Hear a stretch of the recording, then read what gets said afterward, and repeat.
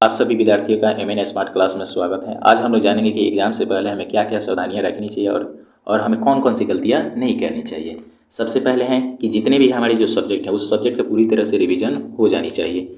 दूसरी बात, हमें एग्ज़ाम का जो टाइम टेबल है वो हमें पता होनी चाहिए कि एग्ज़ाम किस डेट को है, किस टाइम को है, उस दिन कौन सा सब्जेक्ट है, किस सीटिंग में है, फर्स्ट सीटिंग में है या सेकंड सीटिंग में, ये सारी जानकारियाँ होनी चाहिए।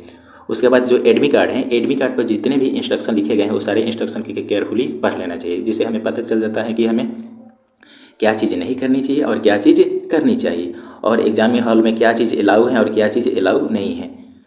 नेक्स्ट है एग्जामिनेशन सेंटर के बारे में हमें पूरी तरह से पता होनी चाहिए कि वो किस लोकेशन पर है, उसके जाने का शॉर्ट वे क्या है, लॉन्ग वे क्या है, वहाँ जाने में कितना समय लगता है। ऐसा तो नहीं है कि उधर जाने में हमें ट्रैफिक जाम का सामना करना पड़ जाए, तो ये सारी हमें पहले से जानकारियाँ होनी चाहिए। और एग्जामिनेशन सेंटर पर कम से कम 1 घंटा पहले पहुँचने की कोशिश करना चाहिए ताकि हमें सहूलियत हो।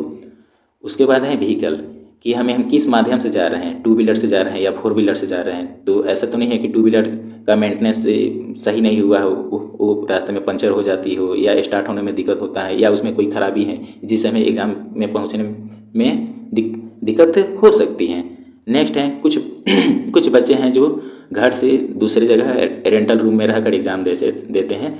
तो घर से रेंटल रूम में जाने से पहले हमें क्या क्या चीज़ों की तैयारी करनी चाहिए, तो उसमें चीज़ें उसका एक टू डू लिस्ट बना लें कि हमें कौन कौन सी चीज़ें हमें ले जानी है। तो टू डू लिस्ट बनाने का तरीका है कि हमें पर्सनल आइटम कौन कौन से हैं, जैसे में है mobile, charger, headphone, study item जो हमें ले जानी है, notes, geometry, admit card, pen, ये सारी चीज़ें, कपड़े, बेड आइटम, FMCG जो हम सुबह से लेकर शाम तक यूज़ करते हैं, वो सारी चीज़ों का एक लिस्ट बना लें।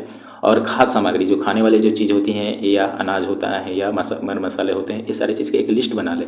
और जो हमें बर्तन ले जाना है वो सारे का भी एक लिस्ट बना लें, जैसे में बोतल, स्पून, ग्लास, सस्पेन इत्यादि का एक लिस्ट बना लें और उस सारे को तैयारी कर ले, तब वो रेंटल रूम में जाए।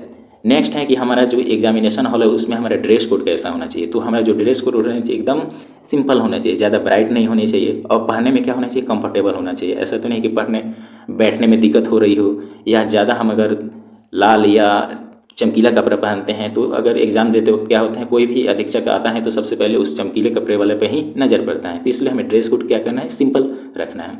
नेक्स्ट है आपका हेल्थ को ध्यान रखना है कि अगर हमारा हेल्थ अगर अच्छा नहीं रहेगा तो हम एग्ज़ाम में अच्छी तरह से लिख नहीं पाएंगे। इसलिए हमें क्या करना है, हेल्दी फूड खाना है, सुपाच्य खाना खाना है, ज़्यादा मसालेदार ऑयली फूड, चाट छोला, ये सब खाना नहीं खाना है।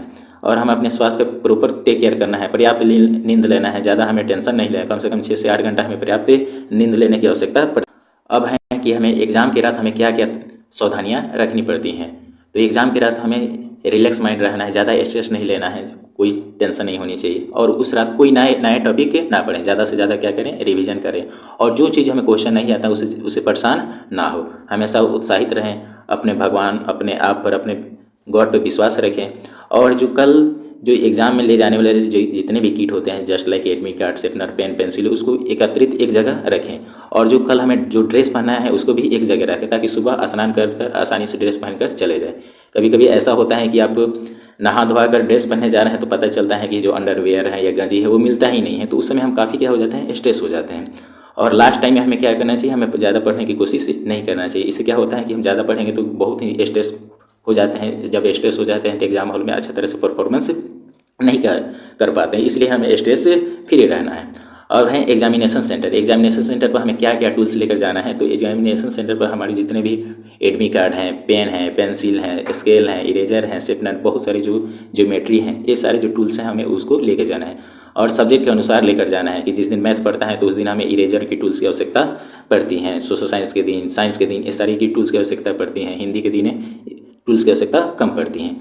और 15 से 20 मिनट पहले क्या करना है, एग्ज़ाम हॉल में एंट्री करना है, ताकि वहाँ पर हमें देखने को मिले कि हम जाकर प्रॉपरली बेंच को चेक कर लें, ताकि बेंच ऐसा तो नहीं है कि वो हिल रहा हो या बहुत ज़्यादा गंदा हो।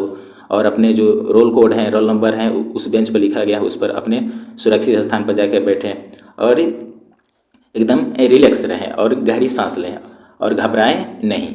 इससे अगर घबरा जाएंगे तो आपका एग्ज़ाम का परफॉर्मेंस क्या हो जाएगा, खराब हो जाएगा। और कोई भी अनिश्चित जो चीज़ें होती हैं उस पर फोकस ना करें। कभी कभी क्या होता है, बच्चे बहुत ही शोरगुल हाला कर देते हैं, जिसमें क्वेश्चन लीक हो गया है, ये सारे जो फेंक होते हैं, ये सारे क्वेश्चन जो होते हैं पिछले साल का भी या कोई भी टेस्ट पेपर का, वो है फेंक के उसको व्हाट्सएप पर रिलीज कर दिया जाता है, जिस चीज़ों को हम जान को क्या होते हैं काफ़ी स्ट्रेस में आ जाते हैं। तो ऐसी अनिश्चित चीज़ों के पीछे ना पड़ें, अपना बेहतर परफॉर्मेंस और एग्ज़ाम में बेहतर करके आए। Thank you.